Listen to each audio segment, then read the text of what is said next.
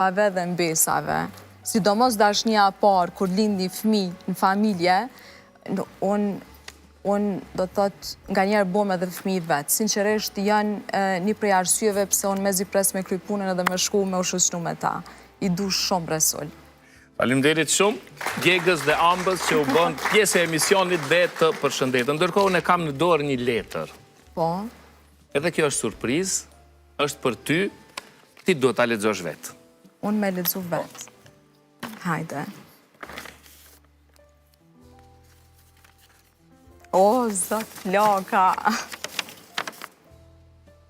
Lo, se di pse më emocionona shumë kur të përmenet edhe Floka. Është prej të Resul, të lutem. E dashura motra ime Qeqa, me lexu krejta, po. Ndonjëherë njerëzit shohin vetëm suksesin, buzëqeshjen, forcën që dikush transmeton para kamerave. Si më të njoh vetën, s'di pse shumë emocionale. Ma jep ta lexoj unë. S'ka më imi lexu. Hajde. Çka ka dashur me thonë me këto lo? E kemi unë edhe Floka, një fjalë, dashni love, ashtu lo. Okej, mirë, se s'disha që me lexu jo për diçka. Flosim njona me tjetrën, a din? I themi njona tjetrës lo. E dashura motra ime Qeqa.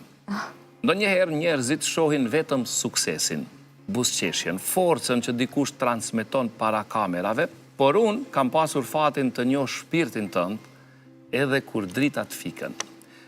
Kam parë zemrën tënde të lodhet e prap të vazhdoj. Kam parë sa shumë jep nga vetja pa kërku asgjë mbrapa.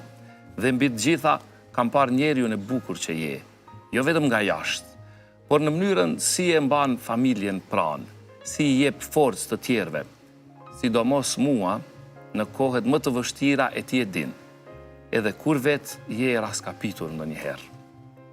Ti nuk je vetëm motra ime, ti je krenaria ime, je ajo lloj gruaje që lë gjurmë pa pasur nevojë të bëj zhurmë. Jeta ndoshta nuk ka qenë gjithmonë e lehtë me ty, por ti ke ditur ta kthesh dhimbjen me forcë dhe sfidat në dignitet. Dhe kjo është arsyeja pse njerëzit të duan, sepse te ti gjejnë diçka të rrallë, një zemër të madhe e të vërtetë. Sot dua vetëm me të kujtu se sa shumë vlen, sa shumë dritë sjell në jetën e njerëzve që të rrethojnë, të njohin e të adhurojnë. Asa me fat jam që të kam motër, mos harro kurrë.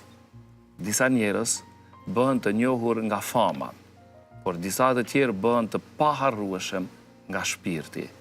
Ti je një nga ata njerëz e lirshëm, mund të them, the one and only. Të du pa fund, qika jote, Flaka, Mkej.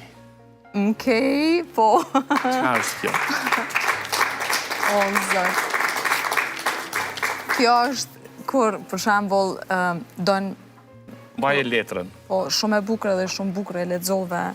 Faleminderit Resul. Mkej është për shembull kur unë nganjëherë dorëzohem sheftas, edhe Floka më thotë, okej, ashtu kfillu, kujtoje kush je, edhe e përdorim shpesh, për ndryshe Floka edhe kjo familje është gjithçka që kam, edhe unë gjithmonë e kam veç një dëshirë në jetë që gjithmonë familja ime të jetoj ma gjatë se unë. E di që... Nëse nuk do të mbështeste kjo familje, do t'ishe kjo që je sot?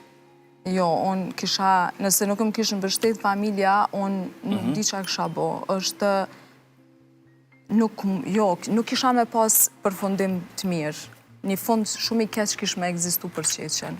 Nëse nuk kisha me pas mbështetjen, qetësinë që ma japin, vetbesimin, kur kretëm kthehen kundër, kur ka shumë zhurmë, ka shumë trafik në mendjen time, edhe sidomos e din time, se edhe unë edhe ti, Resul, ne nuk jemi gazetarë që jemi prodhu prej rrjeteve sociale.